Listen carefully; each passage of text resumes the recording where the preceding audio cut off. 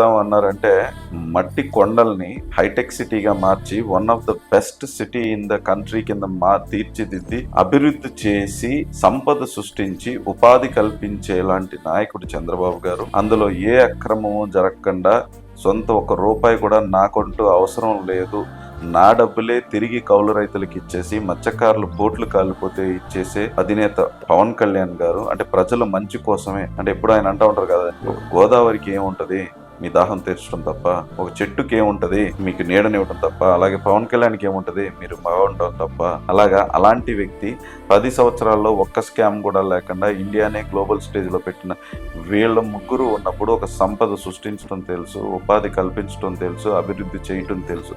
అభివృద్ధి చేసి సంపదను సృష్టించి ఉపాధి కల్పించిన రోజున సంక్షేమం అనేది ఆటోమేటిక్గా ఇవ్వగలుగుతాం. సొంత లాభాల కోసం కాకుండా రాష్ట్ర లాభాల కోసం ఆదాయాన్ని పెంచుతాం. ఉపాధి కల్పించినప్పుడు 100% సంక్షేమం ఇవ్వచ్చు మనం.